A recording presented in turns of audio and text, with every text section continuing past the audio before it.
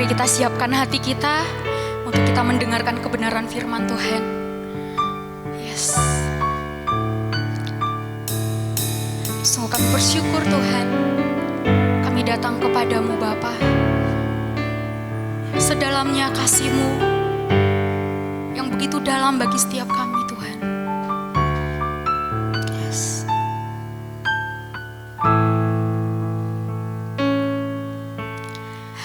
Hanya Kau tempatku berlindung, hanya Engkau laguku dan kekuatanku. Izinkanlah ku datang menyembah, membawa syukurku. Kami datang Tuhan dengan ucapan syukur kami.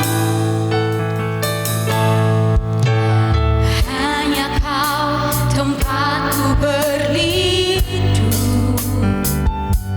hanya Engkau laguku dan kekuatanku.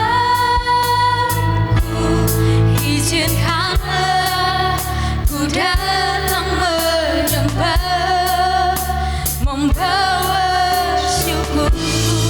Sedangnya hati kami,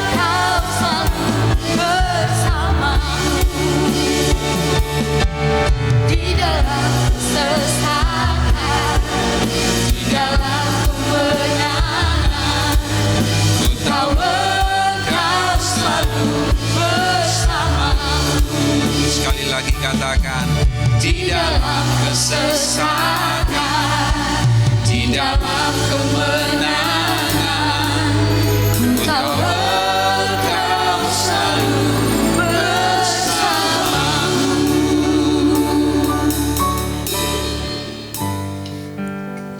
Terima kasih Tuhan, terima kasih.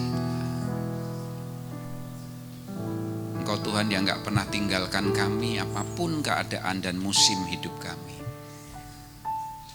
Saat kami menang, saat kami sesak, saat kami kalah, saat kami terpuruk, atau saat kami sedang mengalami semua yang baik, Tuhan selalu ada di situ dan Tuhan bersama dengan kami. Terima kasih Tuhan. Terima kasih pagi ini, di hari yang baru, minggu yang baru yang Tuhan ciptakan untuk kami. Kami mau bersekutu dengan Tuhan, kami mau ketemu dengan Tuhan, dan kami mau dengar Tuhan mau ngomong apa sama kami. Kami mau menjadi pelaku firman-Mu. Berkati kami semua, baik hamba-Mu yang menyampaikan, kami yang mendengar, kami sama-sama diubah, sama-sama dituntun, sama-sama dibaharui dalam kebenaran-kebenaran-Mu. Terima kasih Bapa. Segala pujian, kemuliaan hanya bagi Tuhan saja. Dalam nama Tuhan Yesus kami berdoa. Haleluya. Amin. Silakan duduk Bapak Ibu Saudara. Shalom. Ya, saya mengucapkan terima kasih Pak Hari dan Ibu yang sudah memberi kesempatan saya.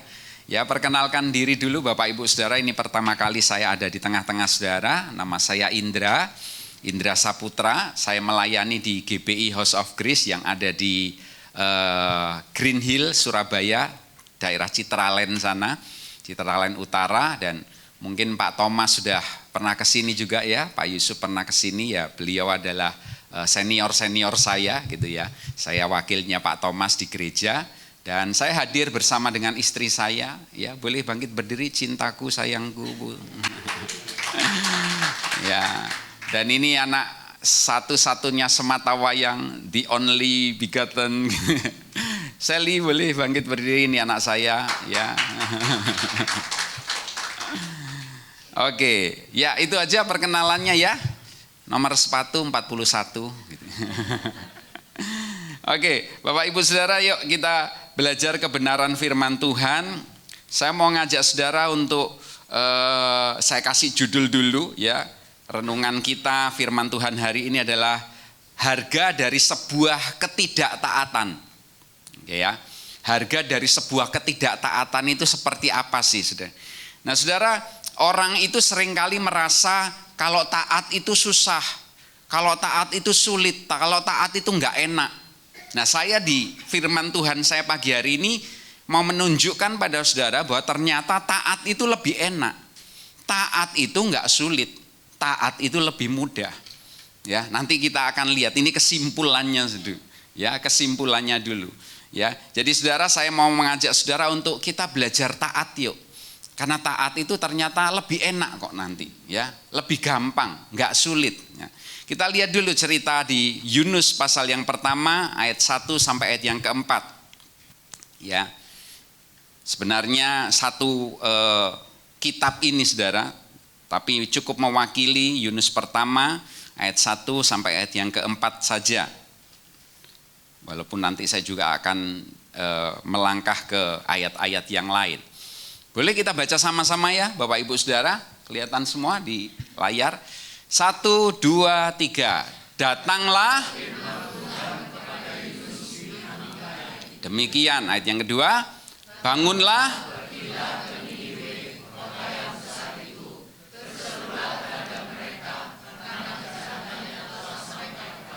Tiga. Tetapi Yunus bersiap untuk melarikan diri ke Tarsis, jauh dari hadapan Tuhan. Ia pergi ke Yafo dan mendapat di sana sebuah kapal yang akan berangkat ke Tarsis. Ia membayar biaya perjalanannya, lalu naik kapal itu untuk berlayar jauh dari hadapan Tuhan. 4. Tetapi Tuhan menurunkan angin ribut ke laut. Lalu terjadilah badai besar sehingga kapal itu hampir-hampir terpukul hancur. Oke ya, kita semuanya udah tahu, Bapak Ibu khususnya mungkin yang sudah dari kecil Kristen, ikut sekolah minggu, maka cerita ini nggak asing buat kita. Tapi dari sini kita akan belajar Bapak Ibu Saudara bahwa ketaatan itu kayak apa sih, ya. Nah, Saudara lihat ayat yang pertama dulu. Saya akan kupas satu persatu ayat demi ayat, Saudara. Datanglah firman Tuhan kepada Yunus bin Amittai. Saudara, saya percaya begini, semua anak Tuhan, semua orang Kristen, semua orang percaya itu pasti pernah mendengar suara Tuhan. Setuju enggak? Setuju nggak saudara? Pak, tapi saya kayaknya nggak pernah Pak, saya nggak pernah dengar suara Tuhan langsung. Saudara, kalau saudara ngomong kayak gitu, saya mau tunjukkan. Saudara pernah baca Alkitab? Ya, itu juga suara Tuhan buat saudara. Jadi artinya semua orang Kristen, semua anak Tuhan itu pasti pernah mendengar suara Tuhan. Seperti Yunus pun dapat firman Tuhan. Tuhan ngomong sama dia. Tetapi saudara, masalahnya itu bukan cuma saudara pernah mendengar, tapi masalahnya adalah saudara setelah mendengar taat atau tidak. Itu yang jadi masalah, saudara. Kalau cuma sekedar mendengar, saya yakin 1000%, saudara semuanya pernah dengar Tuhan ngomong. Ya, misalkan di hati saudara gitu ya. Kemudian saudara malam-malam udah capek gitu ya, pinginnya tidur, tapi tiba-tiba Tuhan ingetin, ayo baca Alkitab. Di hati saudara muncul suara seperti itu ya. Tapi saudara milih, aduh malas Tuhan, tadi wis capek, seharian kerja, ya ngerjain ini itu, aduh badan ini lelah, pinginnya merem, pinginnya tidur. Ya, saudara dengar Tuhan ngomong di hati saudara, tapi masalahnya taat enggak? Itu sebenarnya pertanyaan yang lebih perlu dijawab, saudara. Ada banyak gereja bahkan membuat seminar mendengar suara Tuhan. Ya boleh-boleh aja bikin seminar itu, tapi mestinya ada kelanjutannya. Ya, bukan sekedar mendengar, tetapi apa saudara? Taat. Ya, ibu-ibu, saya kasih contoh. Kalau saudara punya anak, misalkan anak perempuan, terus saudara teriak dari kamar, nih, ya dek, bantuin mama cuci-cuci piring. Ya, terus kemudian anak saudara cuma sekedar jawab, ya ma, tapi nggak berangkat-berangkat saudara. Cuciannya masih ada, ya. Tetap masih terbengkelai semuanya di tempat-tempat cucian masih tetap kotor. Saudara lihat kayak gitu, saudara senang enggak saudara? Ya, apalagi kemudian anak saudara yang saudara teriakin tadi ngomong sama kakaknya, kak, aku dengar mama ngomong loh.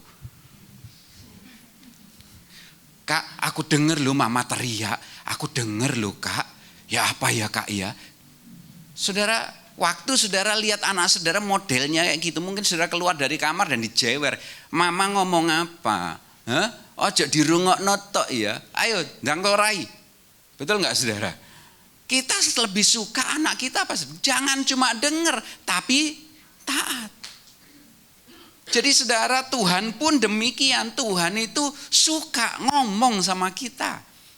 Tuhan itu pasti ngomong sama kita.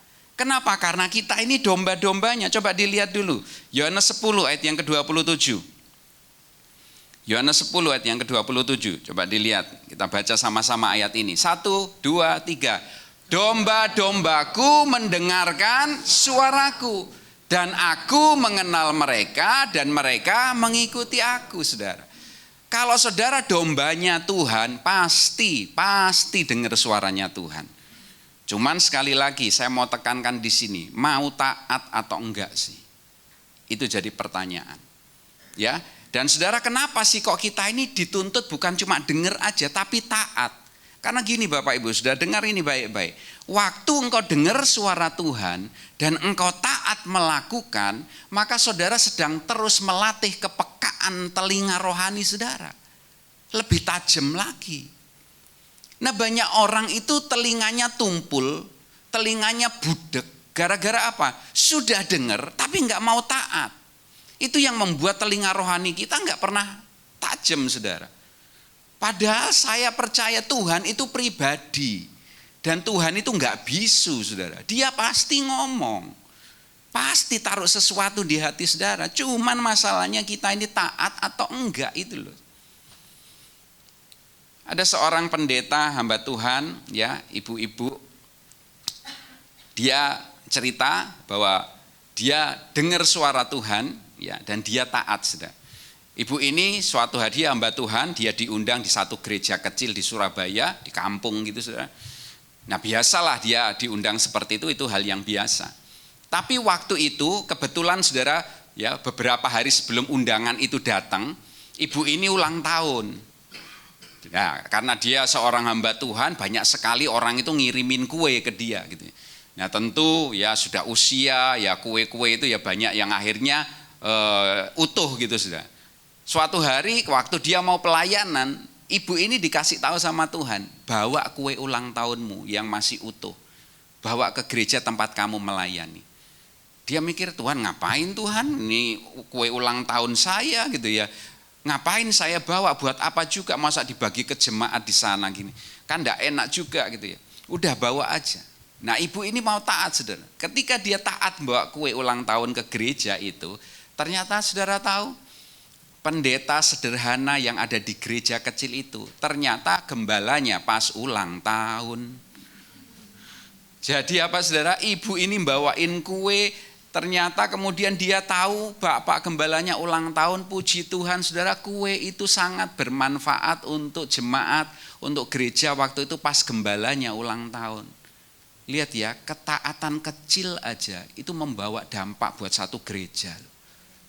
Ada sukacita, ada kebahagiaan. Sampai pendetanya itu tanya terharu, Bu, ibu kok tahu kalau saya ulang tahun?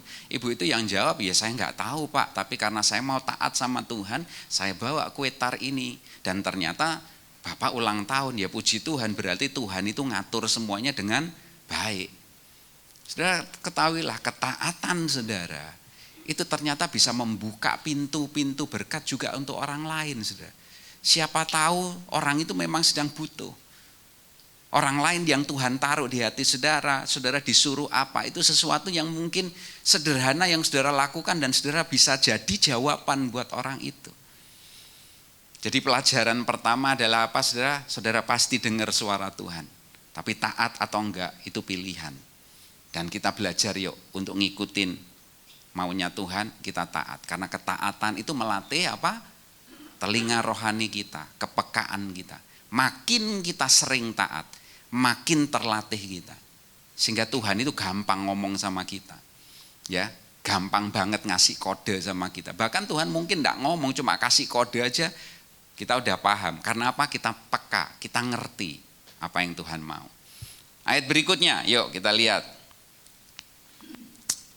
Ayat yang kedua dari Yunus tadi. Tuhan ngomong gini sama Yunus, bangunlah, pergilah ke Niniwe, kota yang besar itu. Berserulah terhadap mereka karena kejahatannya telah sampai kepadaku.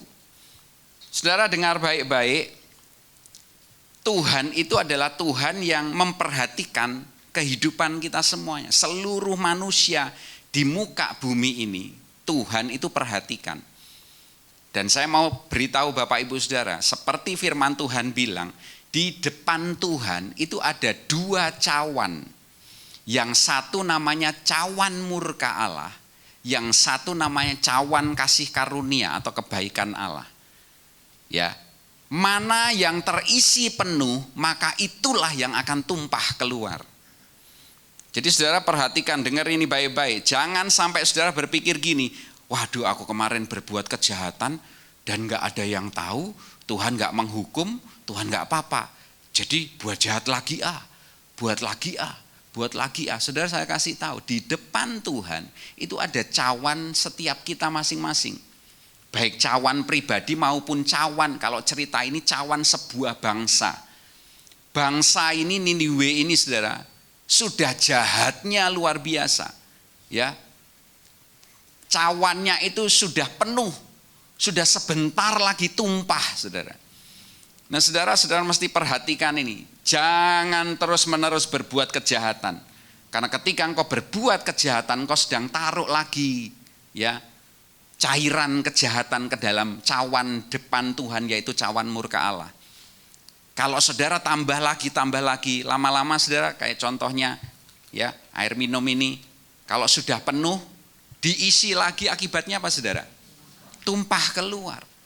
Nah tumpah keluar itulah, kalau yang tumpah itu cawan murka Allah, maka yang terjadi apa?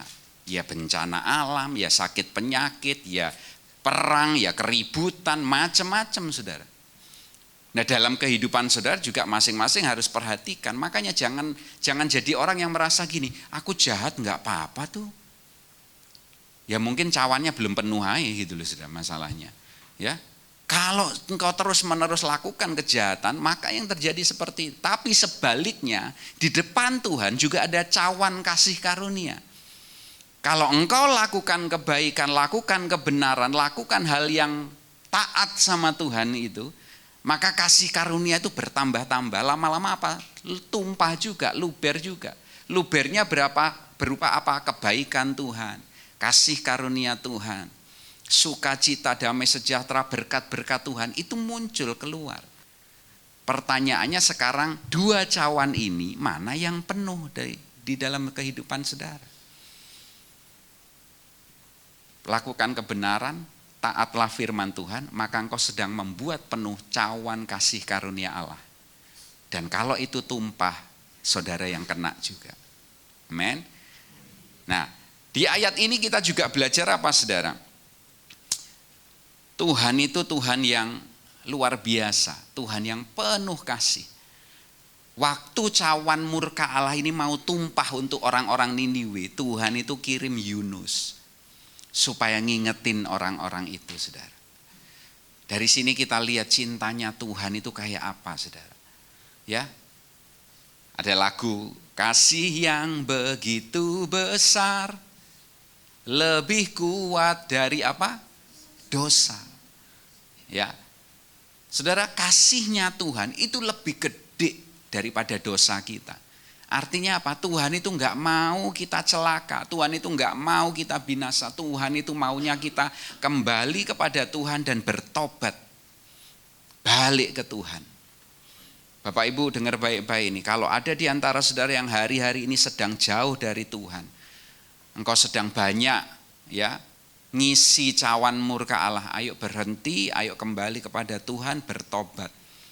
Tuhan itu tangannya selalu terbuka buat saudara untuk kembali peluk saudara, kembali terima saudara. Jadi jangan pernah tinggalin Tuhan. Apapun yang terjadi saudara. Enak ndak enak kehidupanmu, percayalah Tuhan baik dalam hidupmu. Karena Dia itu kayak papa buat kita semuanya. Jadi lihat ya, Tuhan itu peduli pada kota Niniwe ini. Ya, kejahatannya udah sampai ke Tuhan. Cawan itu sudah ya bahasa Ibraninya itu untup-untup gitu ya. Mau melimpah keluar gitu ya. Cuman yang melimpah sayangnya adalah karena kejahatan ya murka Allah. Tapi kasih Tuhan itu luar biasa. Dia kirim hambanya, Dia kirim Yunus untuk mengingatkan orang-orang itu. Ya, saudara dengar ini, Tuhan itu enggak pernah menyerah dengan hidup kita.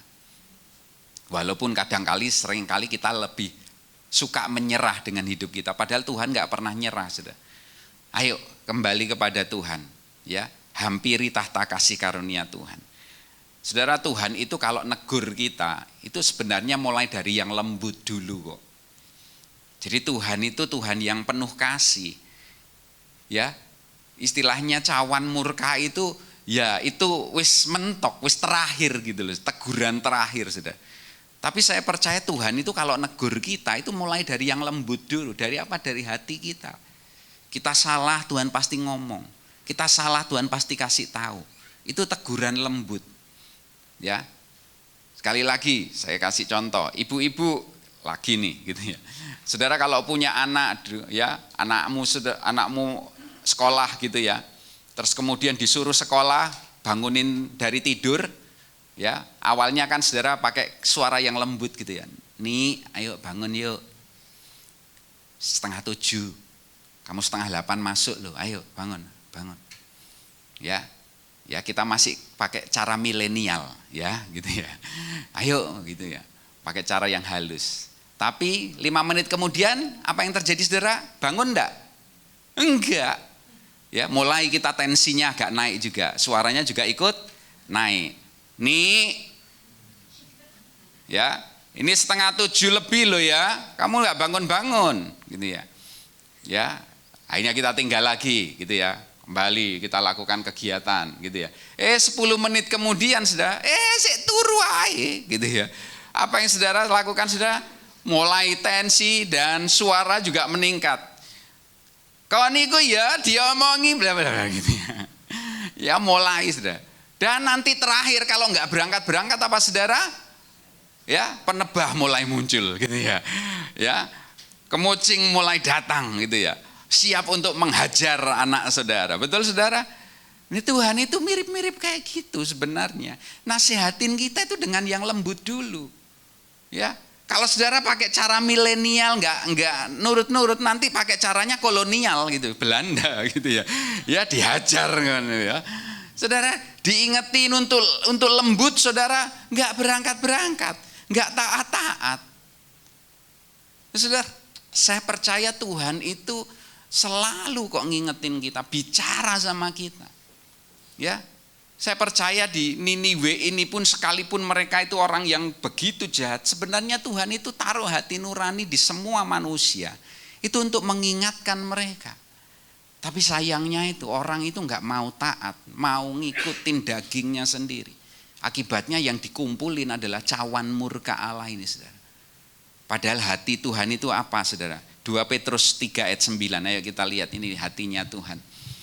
2 Petrus pasal yang ketiga, ayat yang ke-9. Coba kita lihat. Baca sama-sama. 1, 2, 3. Tuhan tidak lalai menepati janjinya.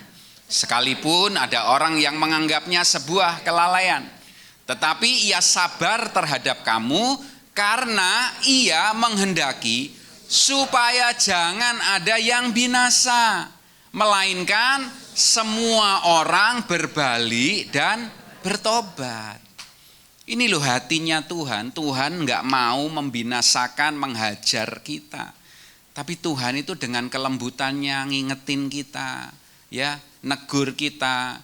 Mungkin Tuhan terus kemudian kalau Tuhan sudah ngomong terus lewat hati saudara nggak taat-taat, lewat mimbar kadang dipakai. Gembala saudara, pembicara saudara, ngomongin saudara. Enggak taat-taat juga, sampai akhirnya apa? Ada kirim pendeta ke rumah saudara. Ya, ini sudah peringatan ketiga gitu ya. Hati nurani enggak mau, mimbar enggak mempan, dikirim orang untuk ngingetin saudara. Enggak taat-taat juga, baru kemudian muncullah ya enggak enak lah. Ya. Mulai saudara, kalau Tuhan enggak bisa pakai teguran, pakai mulut. Jangan heran kalau kemudian saudara ngalami teguran lewat keadaan. Jadi yuk belajar taat. Kalau Tuhan ngingetin, ngomong sama kita sesuatu, ayo ikutin, ayo taat. Nah di pasal yang ayat yang ketiga, balik ke kitab Yunus tadi, ini terjadi masalahnya di sini saudara. Yunus dengar suara Tuhan, dia dikasih tahu hatinya Tuhan untuk kota Niniwe. Bagaimana Tuhan itu mengasihi kota ini, ya, karena kota ini saking jahatnya itu mereka nggak bisa membedakan mana tangan kanan, mana tangan kiri. Sampai Tuhan itu ngomong gitu, saudara. Artinya kebacut ini wis nemen ini, saudara. Tapi karena Tuhan mau selamatkan mereka, Tuhan kirim Yunus. Nah masalahnya Yunus nggak mau taat. Bahkan Yunus apa, saudara? Tetapi Yunus bersiap untuk melarikan diri ke Tarsis. Ngapain dia? Pingin menjauh dari hadapan Tuhan.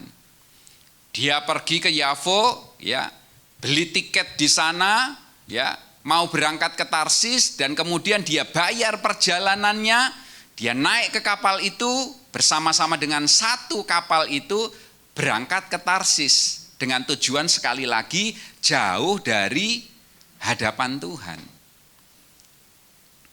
Saudara, Yunus enggak taat. Yunus enggak mau taat. Akibatnya saudara, ayat yang keempat kita lihat. Ya, ayat terakhir, setelah ini kita pulang, kita makan siang bareng-bareng ya. Kok enggak ada yang percaya gitu ya, imannya kurang ini. Ya, ayat yang keempat. Tetapi Tuhan apa saudara? Menurunkan angin ribut ke laut. Jadi saudara, ketidaktaatan Yunus itu mengakibatkan Tuhan mengirim angin ribut ke laut. Saudara, jangan-jangan angin ribut di dalam kehidupan saudara itu adalah hasil dari ketidaktaatan saudara. Coba sementara saya ngomong ini, sementara Roh Kudus gelitik hati saudara, coba pikirkan. Aku sekarang ini ngalami kayak gini, aku sedang ada dalam badai kehidupan ini. Jangan-jangan karena aku nggak mau nurut sama Tuhan. Aku nggak mau taat sama Tuhan. Jadi coba koreksi diri kita, saudara. Ya, yang nurunin angin ribut itu siapa, saudara? Tuhan. Jadi tidak semua hal-hal yang buruk terjadi dalam diri kita, gitu ya, itu adalah perbuatan iblis. Kadang iblis turu, saudara, gak melok-melok deh. Tapi Tuhan izinkan itu supaya apa? Ya itu tadi loh, engkau dikasih tahu lembut, gak nurut. Dikasih tahu sedang, gak taat. Dikasih tahu agak kenceng, gak pernah mau ikutin. Akhirnya Tuhan pakai keadaan untuk mengingatkan kita. Sekali lagi tujuannya bukan untuk membinasakan saudara. Karena Tuhan cinta sama saudara. Tuhan sayang sama saudara. Tapi tujuannya seperti Yunus, untuk mengingatkan dia kembali kepada panggilannya.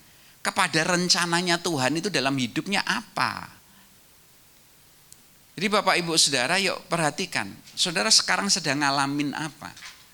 Jangan-jangan apa yang sedang saudara alami hari ini adalah akibat ketidaktaatan saudara. Karena saudara sedang lari dari rencana Tuhan, dari panggilan Tuhan. Sehingga kemudian saudara ngalamin angin ribut yang sebenarnya nggak perlu. Sebenarnya nggak harus kita lewatin. Tapi karena ketidaktaatan kita ngelewatin itu. Ya. Selanjutnya dikatakan saudara, terjadilah angin ribut lalu terjadilah badai besar sehingga kapal itu hampir-hampir terpukul hancur, saudara. Saya mau tanya sama saudara, ini yang di kapal Yunus tok atau ada banyak orang lainnya, saudara? Banyak orang lain. Saya mau ngomong gini sama saudara, ketidaktaatan saudara membahayakan orang-orang di sekitar saudara. Bapak-bapak dengar baik-baik ini. Kalau bapak-bapak enggak mau taat sama Tuhan, enggak mau nurut sama firman Tuhan, engkau sedang membahayakan dirimu, engkau sedang membahayakan keluargamu. Engkau sedang membahayakan istri dan anakmu dan seluruh anggota keluargamu. Satu kapal itu sedang bahaya. Hanya gara-gara apa? Satu orang yang tidak mau taat. Ibu-ibu juga gitu. Kalau engkau enggak mau nurut sama firman Tuhan, enggak mau nurut sama Tuhan, engkau sedang membahayakan keluarga, rumah tanggamu. Anak-anak dengar ini baik-baik. Engkau sekalipun merasa, Pak aku masih kecil, aku enggak ngerti apa-apa. Tapi kalau engkau enggak mau taat, engkau juga sedang membahayakan kapal keluargamu ini. Pemimpin-pemimpin yang enggak mau taat sama firman Tuhan, engkau sedang membahayakan satu kelompok orang yang kau pimpin. Pelayan-pelayan Tuhan yang enggak mau taat, engkau sedang membuat kacau satu kapal. Ya, bapak-bapak yang tidak mau ngikutin firman Tuhan, contohnya, ya, firman Tuhan bilang apa? Suami, kasihilah istrimu. Tapi engkau enggak pernah mengasihi istrimu, malah engkau tampar, engkau pukul istrimu, engkau main tangan, engkau kasar sama istrimu. Dengar baik-baik, engkau enggak mau taat, engkau sedang membahayakan dirimu dan keluargamu. Ya, ibu-ibu juga gitu, yang terus nanduk suaminya, enggak mau tunduk sama suaminya. Ya, dengar baik-baik, engkau sedang membahayakan dirimu sendiri dan membahayakan keluargamu. Bisa hancur gara-gara ketidaktaatan. Anak-anak juga gitu. Firman Tuhan katakan apa? Taat sama orang tua, nurut sama orang tua, tapi engkau bantah terus, engkau lawan terus orang tuamu, dan engkau merasa orang tuamu kolot, kuno, enggak ngerti apa-apa. Dengar baik-baik. Firman Tuhan katakan, kalau engkau enggak taat, engkau sedang membahayakan keluargamu. Saudara, Tuhan itu sayang, Tuhan itu cinta sama kita. Makanya Tuhan kasih peringatan buat kita. Saudara, beberapa waktu lalu saya komsel. Ada satu anak muda yang setiap hari dia nangis. Ya, kebetulan dia itu dari luar pulau, terus kemudian dia ke Surabaya karena dia harus mendampingi anak bosnya, gitu ya. Jadi anak bosnya ini masih muda, masih kuliah, orang tuanya khawatir kalau nggak ada yang dampingin, maka pegawainya ini disuruh, pegawainya juga masih muda seusia dengan anaknya, suruh datang ke Surabaya juga. bantu jaga anaknya ini. Nah, yang bantuin jaga anaknya ini seorang anak perempuan juga. Setiap hari dia nangis. Dia cerita di Komsel itu. Dia ngomong, kenapa kok kamu nangis ketika saya tanya? Awalnya dia cuma, iya Pak, ada pergumulan keluarga. Apa pergumulan keluarga apa? Yuk ngomong aja, kita nanti bisa doakan. Iya Kak, orang tua saya mau cerai. Papa mama saya tadi itu nggak mau taat sama firman Tuhan, maunya egonya aja, dagingnya aja, emosinya aja yang diduluin. Sehingga kemudian mereka memutuskan untuk mau cerai. Saudara, anak-anak yang jadi korban, anaknya nangis setiap malam, berdoa sama Tuhan supaya papa mamanya nggak cerai. Saya ngomong ini buat Bapak Ibu Saudara, taat firman Tuhan. Kalau engkau nggak taat, engkau sedang membahayakan keluargamu, rumah tanggamu. Anak-anakmu bisa hancur gara-gara engkau nggak mau taat sama firman Tuhan. Saudara, saya lihat anak ini, dia cerita, ya, ini anak bosnya juga ngomong, iya Kak, dia setiap pagi itu kalau pagi matanya sampai bengkak karena semalam-malaman dia nangis berdoa untuk keluarganya. Saudara, sampai segitunya. Dan saya melihat banyak orang itu, ini keluarga-keluarga dengar baik. Banyak anak-anak muda, saya itu 25 tahun pelayanan anak muda, saudara. Banyak saya lihat di antara mereka itu bergumul, mereka akhirnya juga ikut hancur hidupnya, jadi anak yang nakal, jadi anak yang berontak. Salah satunya gara-garanya apa? Orang tuanya nggak mau taat sama firman. Hidupnya kacau sehingga imbasnya ke anak-anak. Mereka juga kacau hidupnya. Sekali lagi, ketidaktaatan menghancurkan keluarga kita. Satu kapal, Yunus nggak taat satu orang, tapi satu kapal dalam bahaya. Kapalnya mau hancur, mau binasa ini satu kapal. Tapi kalau kita baca cerita selanjutnya, Yunus ngerti dia salah. Yunus ngerti bahwa Tuhan panggil dia. Bahkan kemudian dia sendiri ngomong, lemparkan aku ke laut, maka laut ini akan tenang. Dan benar, dia dilempar ke laut, lautnya tenang. Artinya apa? Ada pengorbanan. Bapak-bapak yuk berkorban buat keluarga kita. Ibu-ibu berkorban buat keluarga kita. Anak-anak berkorban buat keluargamu. Ya, kalau engkau sedang mengalami pergumulan, orang tuamu sedang mengalami pergumulan, sembayang, berdoa juga. Sehingga kasih karunia Tuhan turun buat keluargamu. Keluargamu mengalami pemulihan. Keluargamu mengalami kasih karunia Tuhan. Ya, saya berdoa supaya saudara mengalami ketaatan daripada Tuhan.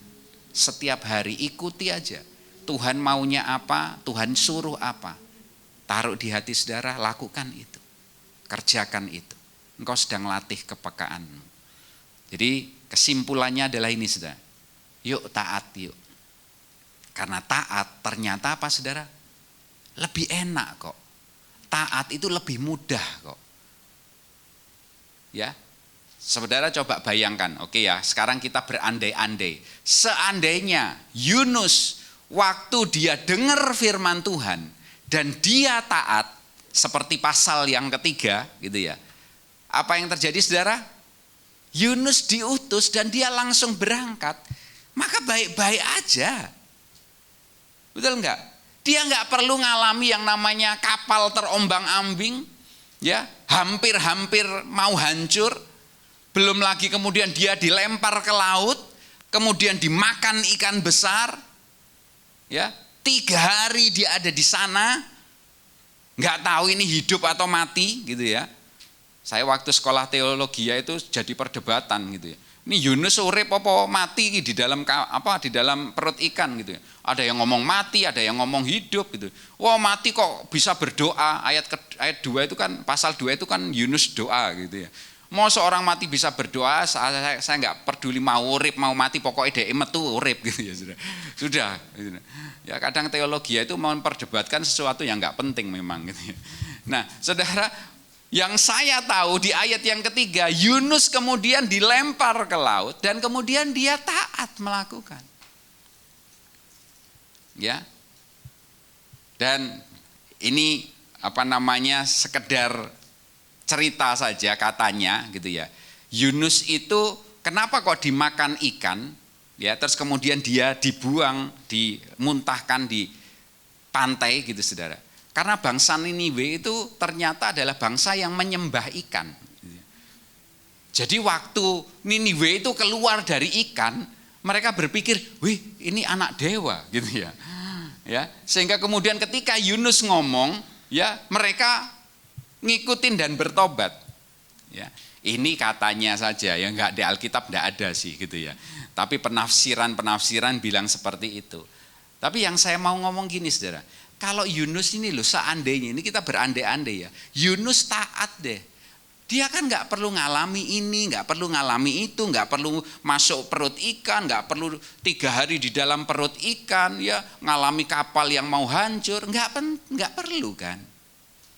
Kalau seandainya dia disuruh terus langsung berangkat, selesai gitu. Ya, anak-anak kalau mamamu ngomong, nih bantuin mama, langsung berangkat toh. Engkau nggak perlu dijewer sama mamamu kan gitu loh.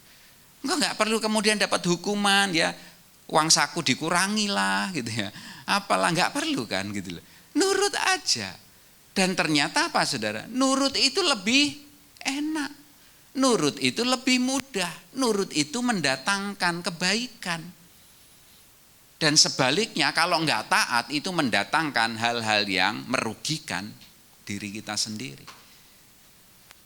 Jadi sekarang, ayo kita taat yuk. Kita ikutin maunya Tuhan. Biar kehendak Tuhan kita kerjakan, kita selesaikan dalam kehidupan kita. Tuhan memberkati Bapak Ibu semuanya. Ayo kita bangkit berdiri. Boleh kita nyanyi satu pujian menyenangkanmu. Tuhanku mau menyenangkanmu. Haleluya. Ayo tutup mata, saudara berdoa pribadi sama Tuhan pagi ini. Saya percaya banyak sekali kalimat yang saya ucapkan. Tapi ada 1 kalimat yang Tuhan taruh itu di hati saudara. Itu artinya Tuhan sedang ngomong sama saudara. Kayak kalimat itu Tuhan garis bawahi. Ingat terus saudara. Ketahuilah bahwa itu Tuhan sedang taruh di hati saudara. Tuhan sedang ingatkan saudara. Dan Tuhan mau saudara lakukan itu. Ayo belajar taat sehingga kita menyenangkan hatinya Tuhan. Haleluya.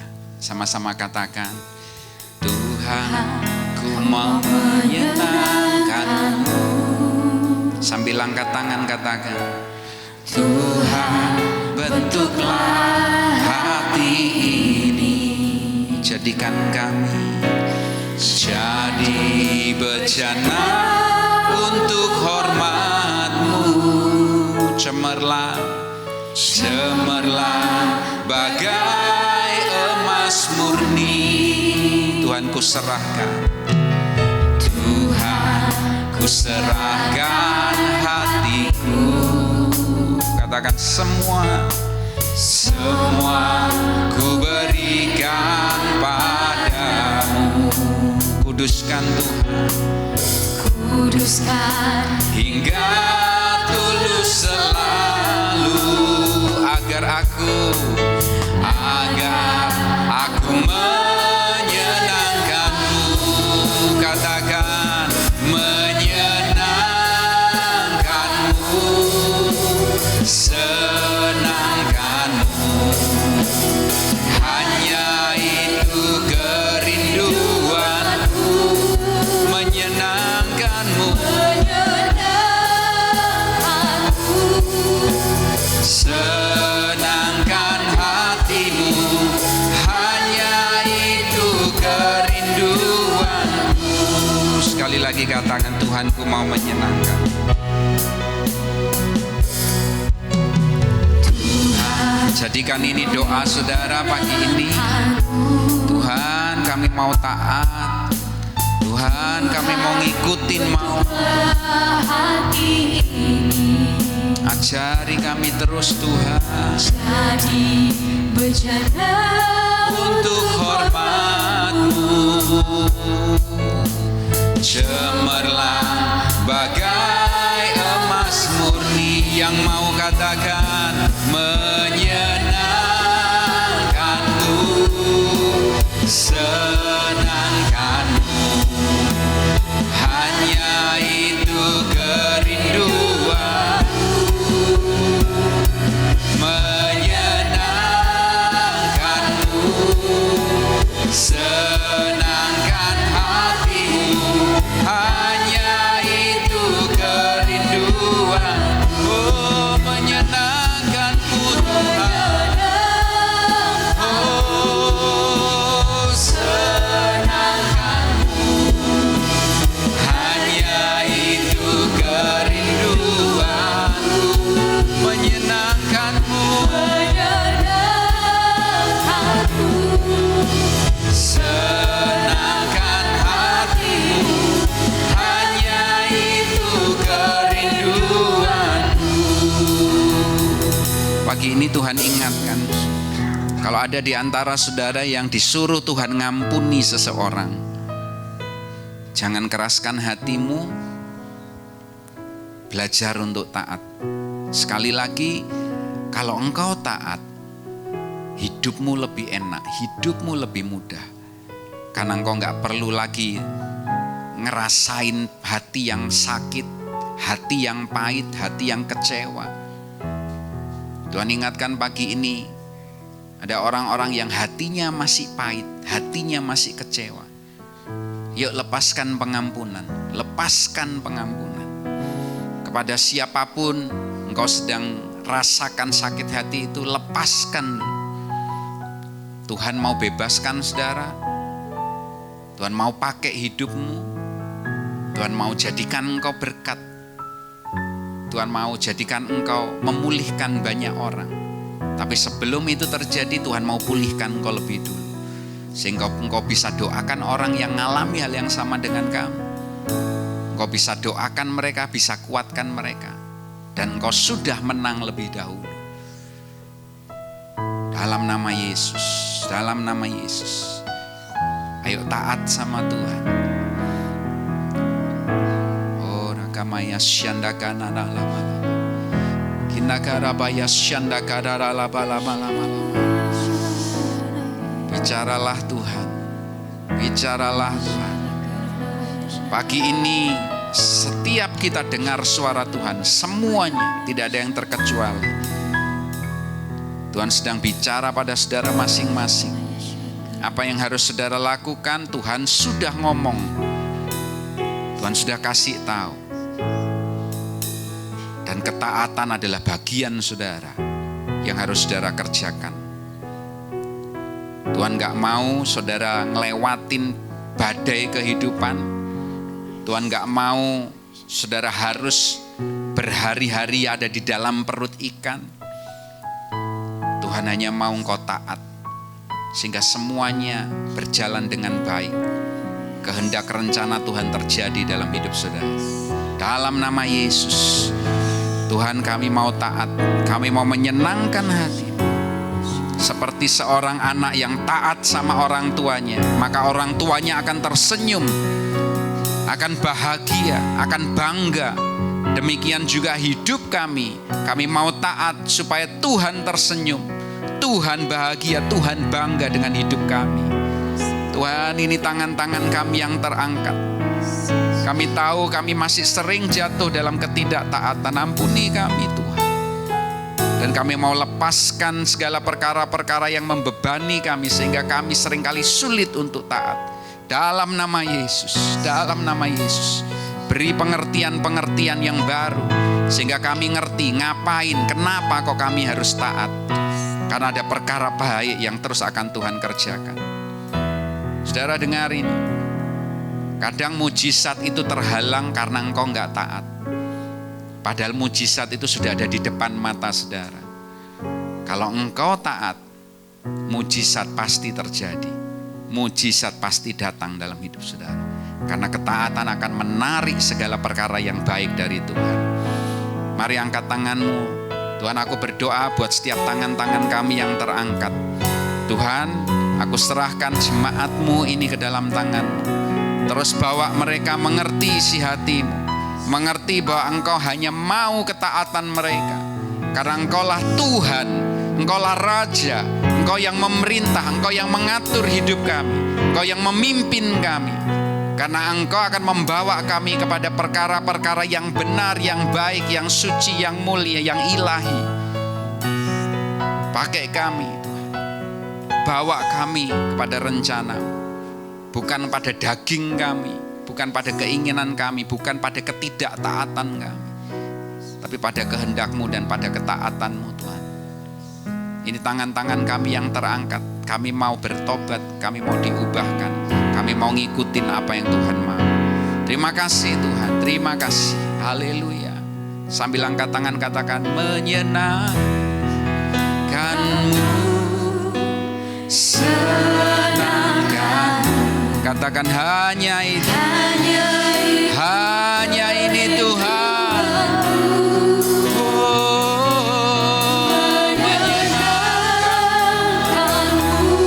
Senangkan hatimu, hanya itu kerinduanku. Sekali lagi angkat kedua tanganmu. Menyenangkanmu, senangkanmu, hanya itu Tuhan, kerinduanku. Menyenangkanmu, senangkan hatimu, hanya itu kerinduanku, hanya itu kerinduanku, hanya itu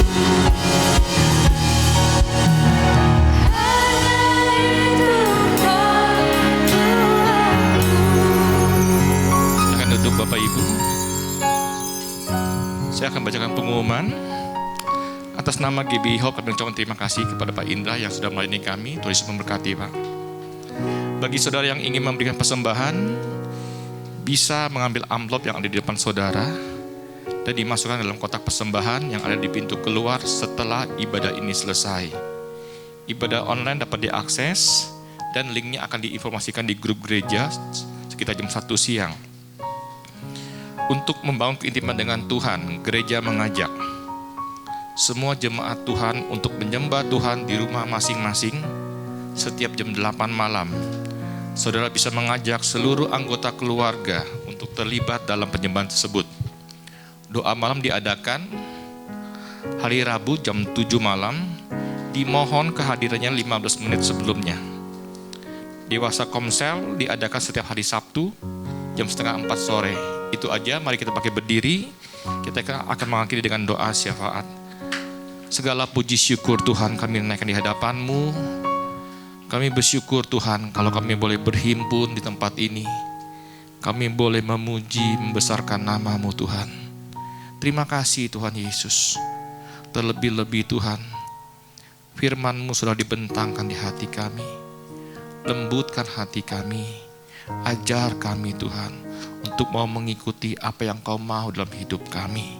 Kami juga memberkati hamba-Mu Tuhan yang telah menyampaikan isi hati-Mu Tuhan.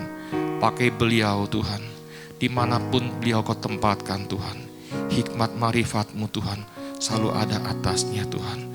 Berkati istri dan anak-anaknya Tuhan. Apapun yang beliau kerjakan, dibuatnya berhasil. Dan nama Tuhan dipermuliakan dalam hidup beliau. Terima kasih Bapa, kami juga bawa untuk gembala kami, hati hamba, hati gembala. Kau taruh dalam hidupnya Tuhan, untuk menuntun kami, untuk lebih lagi mengasihi-Mu dan melayani Engkau. Berkati istri dan anak-anaknya Tuhan. Kami juga bersyukur Tuhan, kalau kami boleh melayani Engkau, itu WL, singer, pemain musik, guru sekolah minggu. Terima kasih Bapa, kalau kami boleh melayani Engkau. Beri kami hati yang murni, hati yang tulus Tuhan, untuk menyembah-Mu, untuk melayani Engkau. Sebab hanya kemuliaan hanya bagi-Mu Tuhan. Terima kasih Bapa, kami juga berdoa untuk seluruh di jemaat-Mu tempat ini Tuhan. Kau memberkati studi mereka, pekerjaan mereka, keluarga mereka. Apapun mereka kerjakan dengan takut akan Tuhan, dibuatnya berhasil Tuhan. Kami juga bawa persembahan kami ke dalam tangan-Mu Tuhan. Pakailah persembahan kami untuk memperluas kerajaan-Mu di muka bumi ini. Kami juga membawa bangsa kami dan kota kami. Kami minta Tuhan, hujan pertobatan. Biarlah bangsa ini Tuhan, berduyun-duyun boleh melihat terang-Mu yang ajaib. Dengan lutut mereka bertelut, dengan lidah mereka mengaku, Engkaulah Allah yang benar. Kami juga memberkati pemimpin kami, dari yang paling tinggi sampai yang paling rendah Tuhan. Beri kepada mereka hati yang takut akan Engkau Tuhan. Biar apapun yang mereka putuskan, biar semata-mata hanya untuk kesejahteraan bangsa kami. Terima kasih Bapa, sebelum kami pulang, kami rindu Engkau memberkati kami. Mari kita angkat kedua tangan kita. Diberkatilah Engkau berlimpah-limpah dengan segala yang terbaik dari Allah Bapa, kasih-Nya yang sempurna di dalam Yesus Kristus, serta kekuatan, pertolongan, dan penghiburan dari Roh Kudus, memampukan Engkau untuk hidup di dalam segenap kehendak Allah. Yang sudah menerima semuanya itu sama-sama kita katakan, amin.